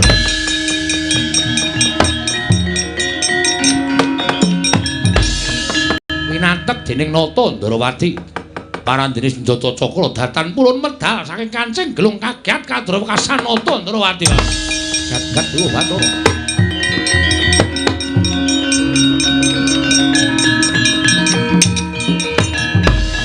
Janaka wonten paring adhawu. Lah kok dadi senjata cakra ora gelem metu saka kancing gelung. Mongko wis tak dawuhi sarana batin. Oh, modal ora kowe. Iki aku gleleng tenan lagane. Wah, iki aku nek nganti iso kelakon dhaup karo Dewi Banowati, Duryudana tak lengserke aku dadi ratu nang Ngastina. Ratu kejem Prabu Firaun. Kowe iki kok njur arep dadi ratu jahat ki arepmu piye? Menawi pusaka mboten tumama, Bagong ketiban tangane Janaka pisan ora pecah sirahmu. Janaka ora pamer le ampuh kowe rumasane.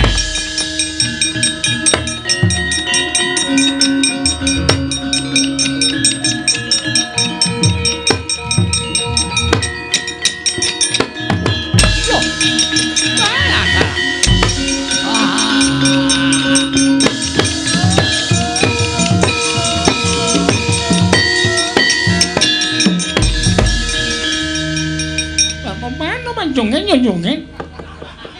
Yo kene karo ngobal bantot. Aku iso ora sengaja sok metu dhewe. Tak nggo gerak awakku mak des. Tobat. Santai, Dewi Panawati. Tak uruse pokoke perkara iki.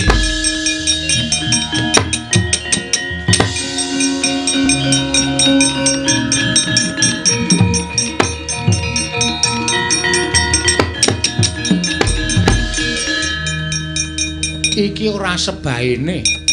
Boten sebaenipun kados pundi. Nek blegere pancen Bagong, ning kok aku Cubriya. Seneng Astina iki dudu Bagong. Sanes Bagong kados pundi? Ora percaya? Ayo tak goleki jago.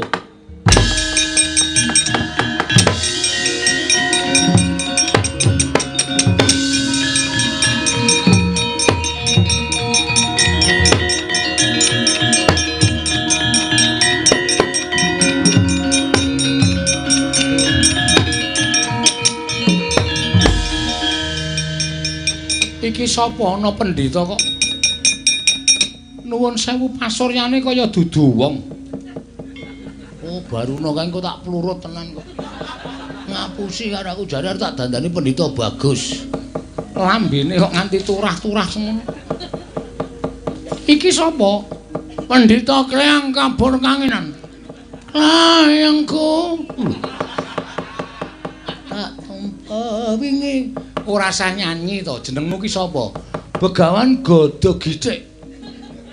Begawan Gada Githik. Piye? Kok mesam-mesam apa jenengku lucu apa? Ora. Apik lagi iki aku ngerti jeneng Gada Githik. Kuwi arep nggo githik apa? Nggo githik sesuatu. Ora perlu ngerti. Kowe sapa Prabu Kresna? Weh lah. Ampuh tenan iki. Janaka unten dawuh. Takon aku disebut jenenge Prabu menika tiyang kondang. Menawi kalian kula dereng kantenan ngertos, kowe sapa Janaka? Kowe lagi lara ati ya? Kowe lagi lara ati mergo yangmu dipek wong, ta? Sobat ambiar kowe. Ora usah wedi citra ing janji, jogeti wae. Santai. Kaya jagati ming sak godhong jati wo jembar kuwi. Anu sak godhong kilor. Sak godhong kilor. Heeh. Maksude kedatanganmu ada apa? Ora iki Janaka iki kok ana pendhita kok lucu lho. Omongane iki sarwa guyokake. Aku njaluk tulung. Nek njaluk tulung tak tulungi, nek njaluk dhuwit aku ora duwe. Aku njaluk tulung karo kowe. Heeh. Aku kuwi duwe mungsuh. Jenenge Bagong. Lho. Bagong? Iya.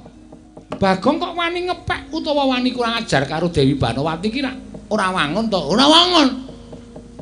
Lah nek kowe iso mateni Bagong sing ana ing negara Ngastina kae, kowe njaluk apa-apa tak turuti. Wis to aja kuwatir. Kowe njaluk apa-apa tak turuti. Njaluk kon nyutke cangkemmu wae tak turuti kok. Apa kon nyutke matamu sing kaya ndok dadar? Ketoke ngerti karo aku gitu. Ora masalah. Nendi sing jenenge Bagong? Eneng kono kae. Aku njaluk tulung, ora nulungi kowe. Aku nulungi Prabu Kresna. Ora sudi nulungi karo. Buat apa? Macem-macem. Tak tulungi Sinuwun Dwarawati. Iya. Begawan Gada Githik. Heeh. Apa kowe? Tumindak ora tau dipikir. Nganti nasibku ketoyong-toyong koyo ngene. Nganti aku nyemplung segara. Waduh.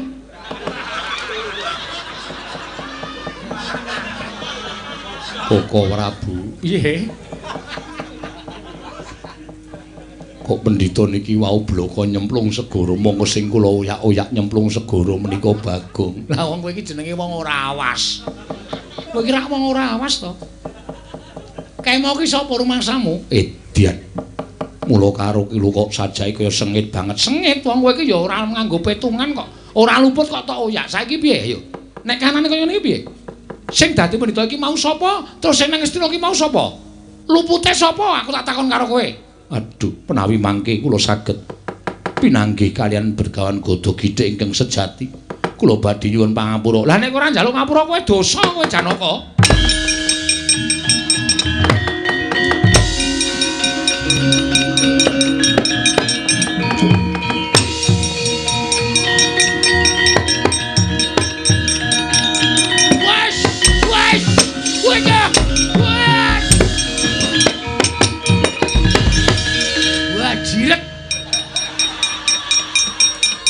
Iki sing marai aku kenang masalah.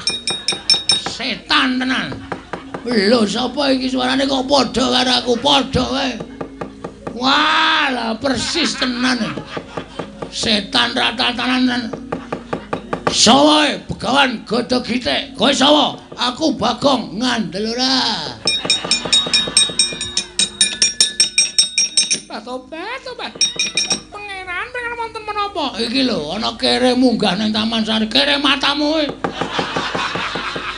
Tobat. Iki suarane kok padha lho, padha wae. Anggep ae sampeyan dhewe. Menika terus mundur diajeng mul. Aku disayang sik.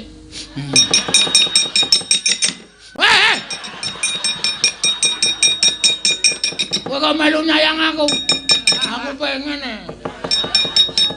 Wah, sena. Areng apa? Kowe ora gelem baleke Dewi Banowati karo ing kawogan mungsuhe Begawan Godha Githik. Gulung keti kowe. Wah!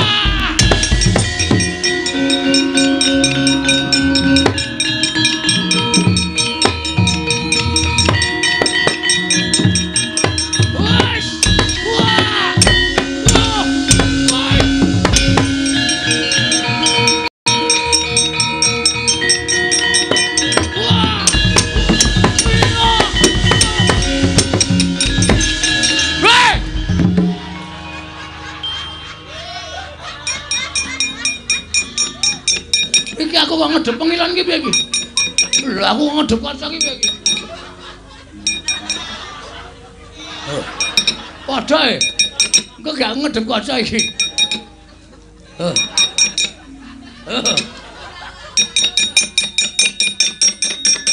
Wah, jandah kowe.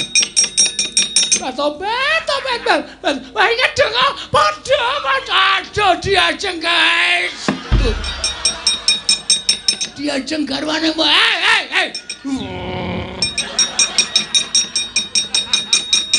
Iki sing endi, Pak? Tobat. Sing endi iki lho iki. Udo. Wis Banowati cenanangan. Banowati ngawur wae. Ora waton mekmek kowe Banowati. Tobat malah bingung aku luweh. Iki sing marai aku putus cinta nang kene. Oh, lah menungso rata-tatanan. Kok ya ditrene ngabang kene nyolong nang ndi? Ora kathokku tak pepe winginane to. Nek tak goleki kok ora ana jebul tok agem nang arep nggo gawe kucem asmaku kowe sing kudu kowe sing kudu mati. Wah!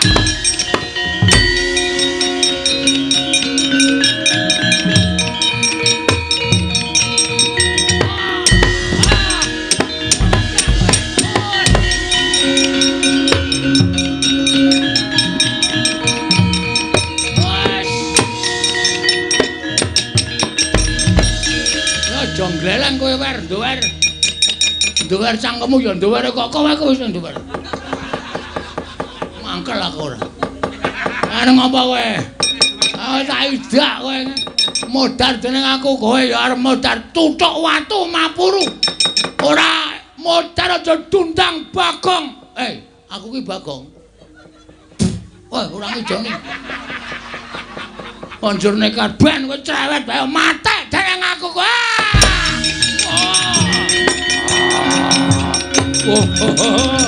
Wah. Kulo.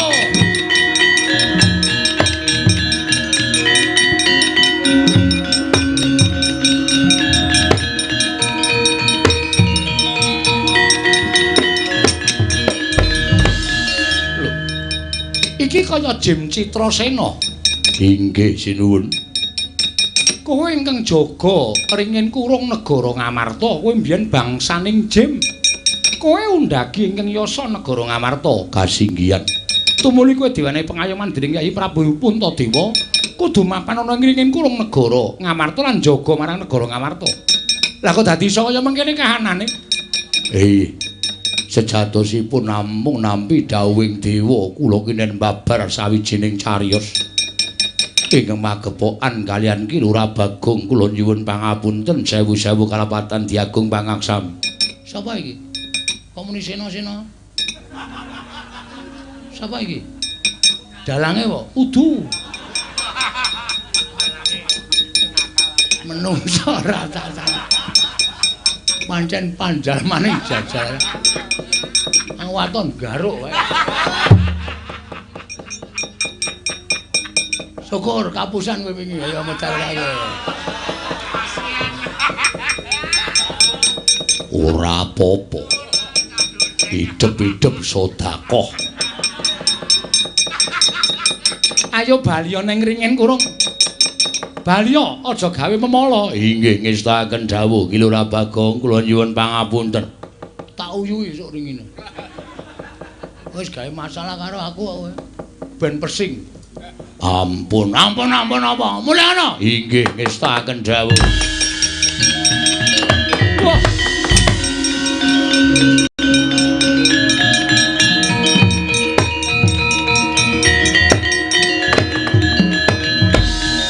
Abang ayo mulih. Nah, ayo mulih. Ora sane negara Ngastina. Iki Kyai Prabu Duryudana lagi nesu-nesune. Kok Prabu Baladewa lagi duka-dukane merga saka kowe nggone wani ngebang lan Dewi Banowati. Kulane mboten ngebang, kulane mboten napa-napa. Kamas. Ora wis. Ora biayane akeh kok Mas Kamas. Ora koso. Trima ora wis. Pahit wis.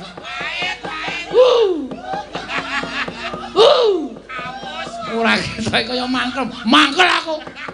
Rumasane. Wis ora aku Mas Kamas kok ndasmu atos.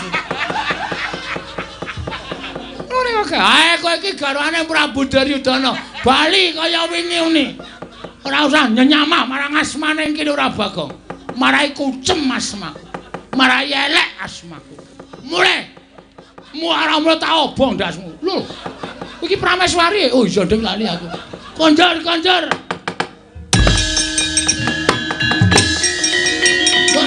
Ya.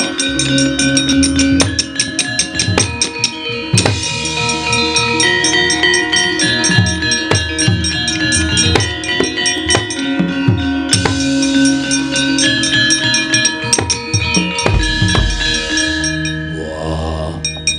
Jlamprong tumindak ora nganggo petung. Bejo dene Kresna kakangku iso madhangake lelakon. Jebul Jim Citrasena sing gawe lakon ning negara Ngastina mung kepengin ngapokake marang Prabu Duryudana. Dampyak lakuning Kurawa sipat barat saka kene.